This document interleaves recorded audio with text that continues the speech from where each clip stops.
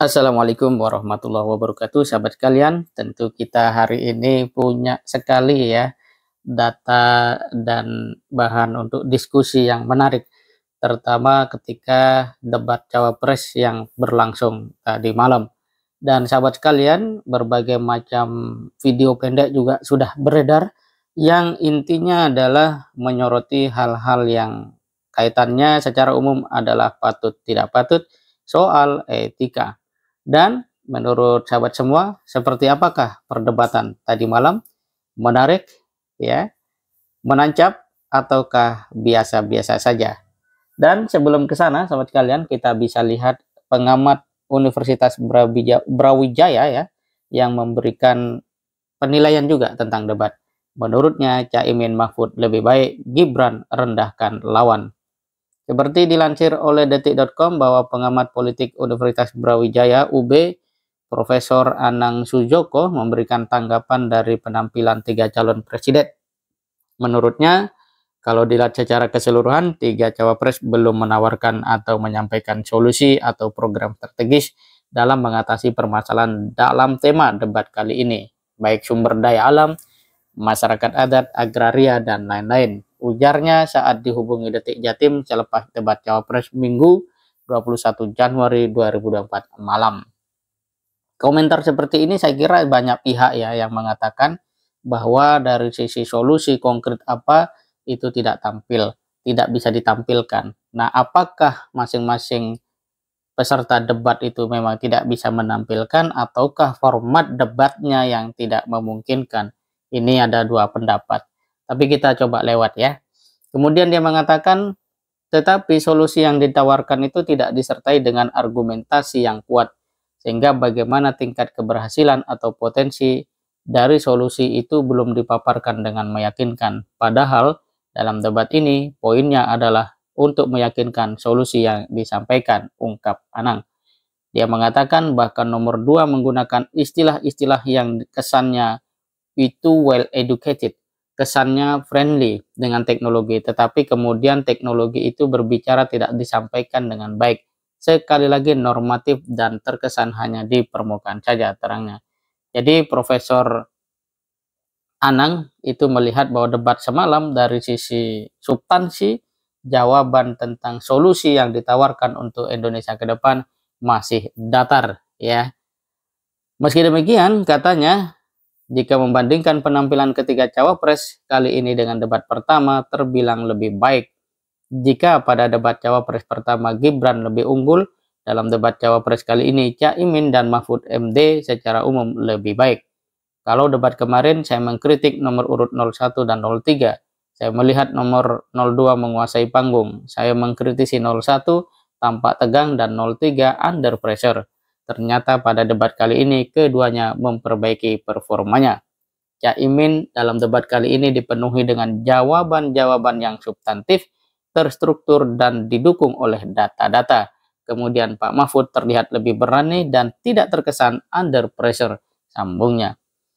Contoh katanya ya, dalam kesempatan itu terlihat memang Gibran sangat percaya diri, namun ya hal itu kepercayaan dirinya menurun ya dibandingkan debat cawapres yang pertama ya. Contoh Gibran mengatakan, Caimin melihat catatan yang kesannya itu merendahkan orang lain. Terus dengan membuat pertanyaan yang singkat, yang sangat singkat, kemudian diluruskan oleh moderator, tapi komentarnya justru merendahkan orang lain. Saya pikir profesor sudah memahami bidang itu. Itu sangat tidak pantas dilontarkan dalam forum itu. Apalagi Gibran punya usia yang lebih muda dibandingkan Caimin dan Mahfud MD. Harusnya tetap menampilkan adat ketimuran, tapi itu tidak dilakukan. Sahabat kalian, dari pengamatan Profesor Anang ini kita bisa melihat bahwa kalau kita ilustrasikan sebagai sebuah tim sepak bola, maka Gibran cenderung tidak melakukan perubahan pola permainan. Dia memang sangat ofensif, tapi kemudian banyak melahirkan kerugian bagi dirinya. Itu yang disebut dengan blunder. Sementara Caimin dan Mahfud jauh lebih menggunakan strategi baru yang memang dipersiapkan untuk menghadapi ya gaya ataupun strategi yang digunakan oleh Gibran yang memang betul ternyata tidak banyak melakukan perubahan. Gibran masih sering menggunakan istilah-istilah tadi ya, pertanyaan-pertanyaan yang pakai istilah, dan kemudian cenderung untuk langsung memulai jawaban dengan cara mungkin dalam tanda kutip ya menyepelekan, ya dalam tanda kutip ya, menyepelekan lawan debat. Dan ternyata itu hari ini tidak berhasil. Misalnya ketika dia menggunakan gestur seakan-akan orang mencari sesuatu dan kemudian dia mengatakan mencari jawabannya Profesor Mahfud dan dia tidak temukan, Mahfud MD kemudian saat punya kesempatan menjawab dia katakan bahwa bahwa dia juga tidak menemukan jawaban yang disampaikan oleh Gibran. Bahkan jawaban Gibran kata Mahfud adalah ngawur ya, dan seterusnya. Pada akhirnya Profesor Mahfud mengatakan dia tidak bisa menjawab dan pertanyaan seperti itu tidak perlu dijawab. Kata Mahfud lagi, itu adalah pertanyaan receh ya. Dalam bidang akademis katanya seperti itu. Dan begitu juga ketika Gibran coba menyerang Caimin dengan mengatakan bahwa oh enak ya ngomong sambil lihat catatan. Kemudian Gus Muhaimin memberikan satu lemparan jawaban bahwa ya saya catat sedikit, yang penting bukan catatan Mahkamah Konstitusi. Itu sepertinya yang memiliki daya tarik besar bagi sebagian netizen. Dan hari ini kalau teman-teman lihat di Instagram, di video-video pendek, itu banyak sekali ya kutipan video yang mengutip tentang kejadian-kejadian itu.